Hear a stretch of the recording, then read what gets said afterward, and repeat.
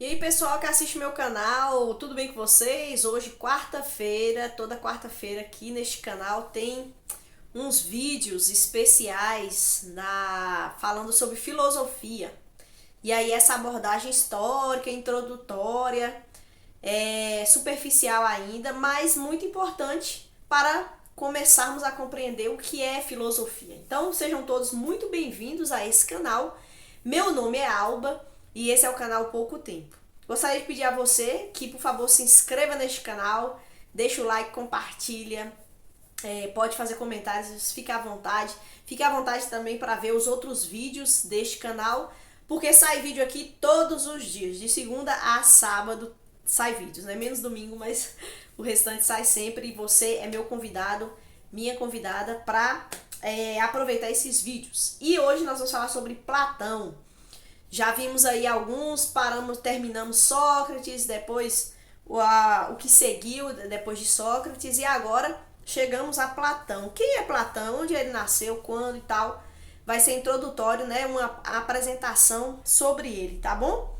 Então Platão ele nasceu em Atenas, ali por volta de 428, 427 a.C. Seu verdadeiro nome era Aristócles, é isso mesmo. A gente conhece muito Platão, mas Platão era um apelido de Aristócles. Por que era um apelido? Aí o pessoal vai falar que era porque ele tinha, ou ele era muito grande, um vigor físico, ou ele tinha uma testa de dimensões muito grandes. Aí colocaram esse apelido nele, de Platão, e pegou tanto que nós hoje conhecemos ele, né, como filósofo chamado Platão. E ele foi aluno de Heráclito e depois aluno de Sócrates, que nós já ouvimos falar. Ele foi aluno de Sócrates por volta de 8 anos. E Platão é descrito assim que ele viajou bastante, ele foi morar na Cilícia. Platão foi morto, Sócrates foi morto, vocês lembram, né? Porque ele foi condenado lá por persuadir e influenciar os jovens a não acreditar nos deuses da cidade. E aí Platão, que era discípulo dele, também deu ali uma viajada, uma mudada, talvez para não ser pego também, né, como discípulo de Sócrates. Mas depois ele voltou e ele abriu uma escola chamada de Academia. E nessa escola ele fazia ali discussões políticas, tinha também a apresentação da arte, apesar que a arte tinha um lugar secundário mesmo, na visão assim, bem de Platão que nós vamos ver. E lá também fazia exercícios. E aí foi conhecido como a Academia de Platão. Mas o objetivo era a discussão filosófica, política, de suas obras e tal. E aí Platão ele desenvolve um tipo de produção, né, filosófica, acadêmica, chamada de diálogos. Os diálogos socráticos, porque ele tinha Sócrates como seu principal personagem. Então, naqueles diálogos, ele apresentava a sua teoria, o conceito que ele queria ensinar. Então, lembra que Sócrates, ele trabalhava de uma forma assim, Sócrates falava com as pessoas e aí usava da ironia, ele era um dispositivo de maiêutica, que eu até falei da outra vez, que ele, ao conversar, ao dialogar com o interlocutor, ele queria fazer com que aquele interlocutor desse à luz a um conhecimento, à verdade. Eu falei até no vídeo passado, ou no outro aí.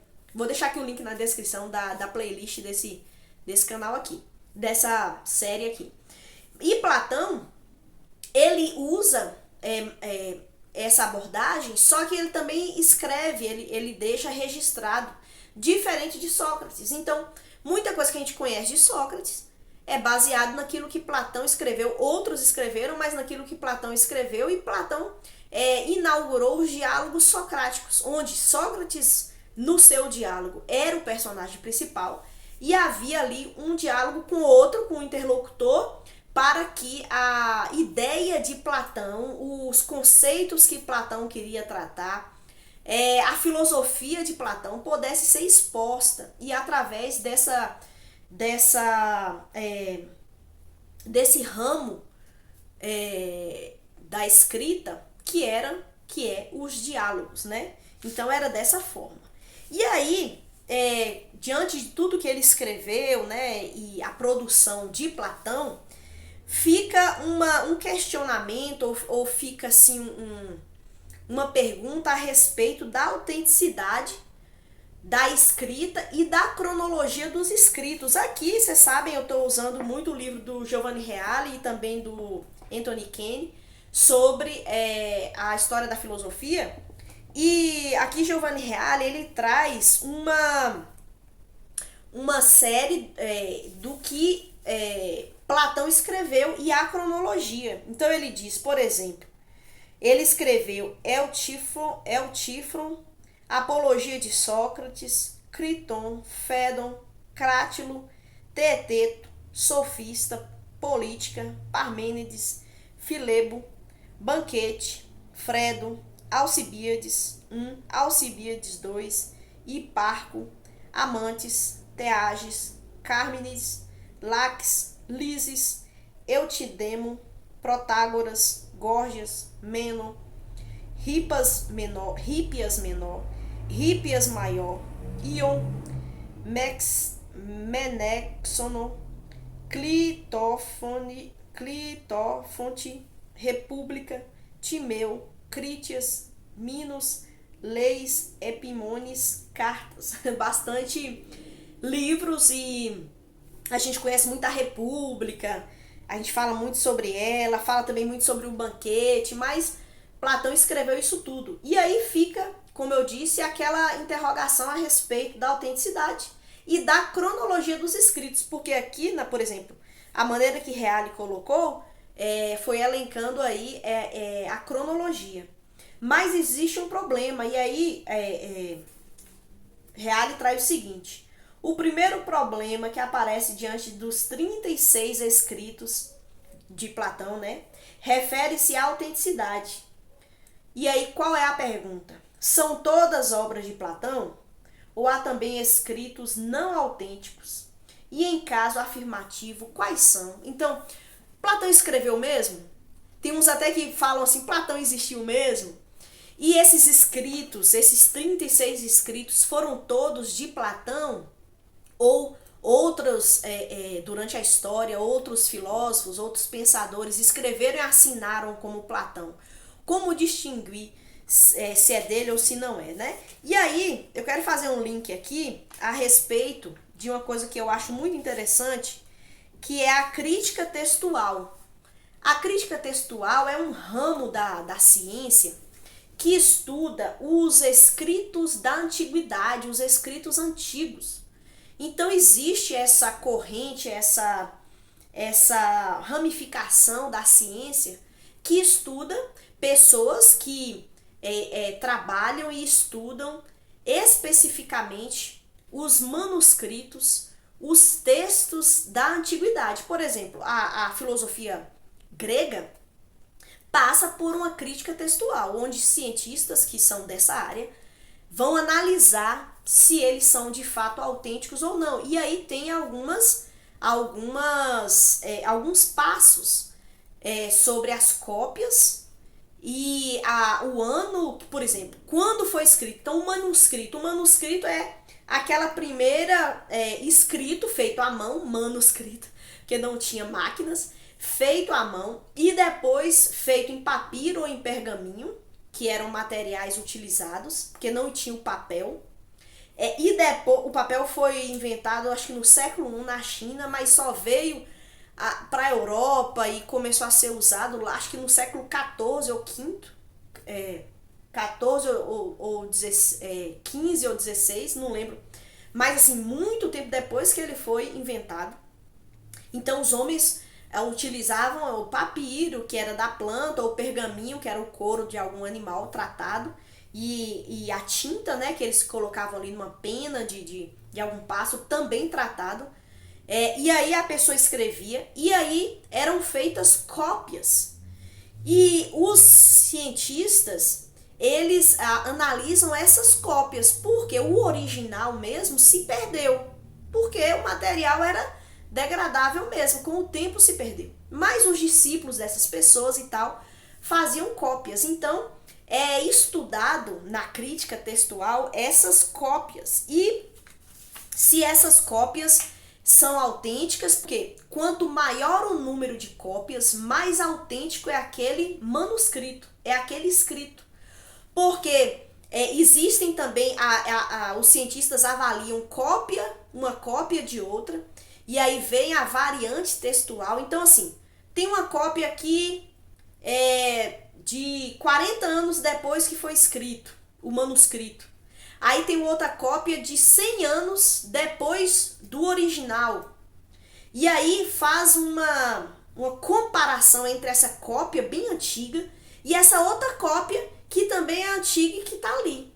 E aí nela é avaliado as diferenças sobre palavras, frases, essas variantes textuais, para dizer, essa cópia é autêntica ou então não. Totalmente, sabe aquele telefone sem fio? Alguém falou uma coisa aqui e lá no final é outra totalmente diferente? Então tem isso.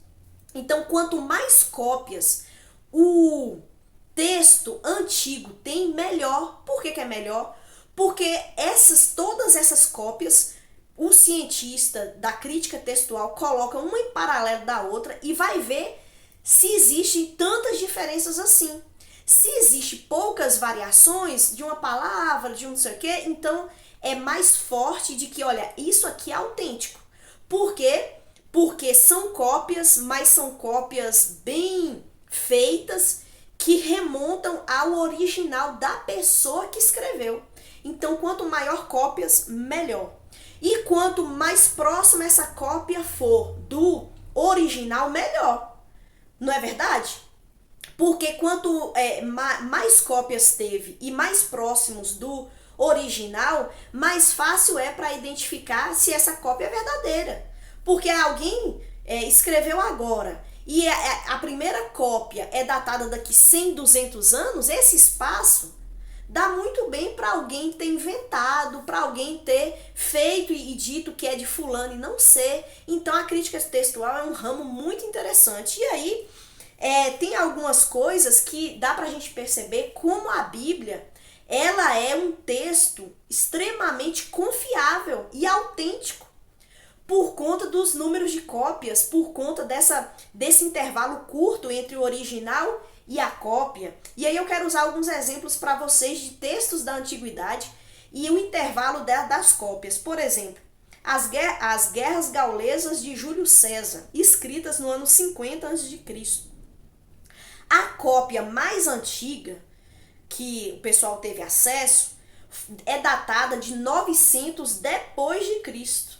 Ou seja, tem um hiato aí de 950 anos e só encontraram 10 cópias. Então dá para confiar que é realmente o que Júlio César escreveu foi aquilo mesmo, com essa diferença de 900 anos? Platão, que é o que nós estamos estudando aqui, ele escreveu ali por volta de 350 a.C. A cópia mais antiga que esses cientistas tiveram acesso dos escritos dele é datado do ano 900 depois de Cristo. Ou seja, 1250 anos de distância entre o original e a cópia. Olha só essa distância. Quanto não daria para ser modificado o que ele escreveu, ou talvez nem ele escreveu. Então, assim, é confiável uma distância dessa? E só encontraram 7 cópias, pouquíssimas. Um outro exemplo, Heródoto viveu e escreveu ali por volta de 400 a.C. A cópia mais antiga também é datada de 900 depois de Cristo, 1300 anos de distância e só 8 cópias. Agora vamos dar uma analisada na Bíblia. A Bíblia é um livro antigo, é datado da antiguidade. O Antigo Testamento é antes de Cristo. Se nós estamos em 2023 e aí a gente presume que já tem 2023 anos depois de Cristo, o Antigo Testamento é muito mais antigo, 3.000 anos antes de Cristo. Quando Moisés escreveu, 4.000 anos antes de Cristo. Moisés escreveu há muito tempo atrás. Será que foi Moisés mesmo? Tem gente que fala, não, não foi. Tem gente que fala, esse texto foi compilado no século V a.C. Isso é uma mentira, um engodo, porque a pessoa não se debruça na crítica textual, que é algo muito importante. Então, por exemplo, o manuscrito do Evangelho de João. João escreveu por volta do ano 90, no ano de Cristo, depois de Cristo, né? É o ano Admonos, é o ano de Cristo. Ele escreveu no ano 90. A cópia mais antiga é datada do ano 130. Um hiato de 40 anos. E foram encontrados, deixa eu ver se tem aqui, foram encontrados, eu não escrevi aqui quantas cópias, mas o hiato é de 40 anos. Quando João escreveu e quando os cientistas hoje tiveram acesso a essa primeira cópia, nesse ato de 40 anos ainda tinha pessoas vivas da igreja que liam o Evangelho de João. Se o original de João e as cópias fossem muito diferentes, com certeza a igreja alertaria e dizia, não, isso aqui é mentira. Mas a igreja conhecia João, a igreja conheceu Jesus de carne e osso, muitos ali viveram e viram. Então o que o João escreveu a respeito de Jesus, a comunidade poderia autentificar e falar assim, e foi de verdade. Eu vi Jesus, Jesus andou sobre o mar, Jesus multiplicou pães, eu estava lá. Jesus curou, eu estava lá, as pessoas viram. E João escreveu isso. E a crítica textual tem esse ato pequeno de 40 anos. Aí vem já outro, por exemplo, Código Vaticanus. Vou usar só uns exemplos, porque tem muitos. Código Vaticanus, que é a Bíblia grega, compilada e escrita entre 60 e 90, porque o Evangelho de João foi o último, ali do ano de Cristo. E 325 é a cópia mais antiga que se tem. Olha que hiato pequeno. O Código Vaticano, o Código Sinaíticos, que é a Bíblia do Sinai, escrita e compilada assim porque a Bíblia, os livros da Bíblia, eles foram sendo escritos, mas chegou um momento que foram todos juntos no mesmo livro, porque a Bíblia é um livro com muitos livros, 66 livros dentro dele, né? Da mesma forma, compilado nesse período, e a cópia mais antiga é datada de 350 no ano de Cristo. O Novo Testamento, no segundo século, já existiam 12 manuscritos completos. No ano terceiro, 61 manuscritos. No ano quarto, 121 manuscritos. A Bíblia é o único documento da antiguidade com tamanha dimensão de manuscritos e a confiabilidade é maior do que todas as outras produções humanas. A Ilíada, a Odisseia, os escritos dos filósofos gregos não chegam nem aos pés da quantidade de manuscritos e do hiato ser tão curto entre o original e a cópia. O Novo Testamento possui o maior número de cópias do que qualquer outro livro da antiguidade. Em 2017, o Instituto de Crítica Textual do Novo Testamento na Universidade de Münster, na Alemanha, listou o número atual oficial de cópias manuscritas do Novo Testamento, parciais ou completas, em 5.856 cópias, que são manuscritos em papiros, pergaminhos e lecionários. Tem ainda 10.000 manuscritos da Vulgata Latina, que é a versão latina da Bíblia. Somando todos esses dados, podemos dizer que possuímos 25.000 cópias do Novo Testamento. Isso sem falar do Antigo Testamento. Porque Esdras, lá no final ali do exílio, né, que o povo judeu passou, ele compilou, ele pegou toda a Bíblia, que é o Antigo Testamento, e ele juntou. E existiam naquela época os escribas. Os escribas eram as pessoas responsáveis, dentre o povo judeu, de fazer cópias da Bíblia. E eles tinham um tratamento muito especial e muito sério ao copiar a Bíblia. Era tão sério que, por exemplo, quando chegava no nome de Deus, havia uma reverência e um respeito tão grande pelo nome de Deus que eles trocavam de roupa, eles se purificavam, eles trocavam de roupa, eles pegavam uma pena muito especial para escrever o nome de Deus, depois eles destruíam aquelas penas, tiravam essa roupa que era especial só para isso e continuavam a escrever a Bíblia. E eles escreviam de uma forma extremamente respeitosa e responsável diante daquilo. E, por exemplo, nós não vou falar aqui para o vídeo não se estender tanto, mas tem, por exemplo, os manuscritos do Mar Morto que foram encontrados em 1940, que contém são centenas de cópias, de fragmentos e de textos completos da Bíblia, datados da antiguidade, cópias muito próximas do original. E o povo judeu é um povo que era muito comprometido com a lei de Deus, com as escrituras, e não permitia diferenciação. Então a Bíblia, ela é um livro extremamente robusto, de confiabilidade, de que quem escreveu, o autor ali principal, o autor que escreveu mesmo manuscritamente, as cópias são muito próximas e são em abundância, onde nós vemos cada vez mais a confiabilidade da palavra de Deus. Isso é extraordinário.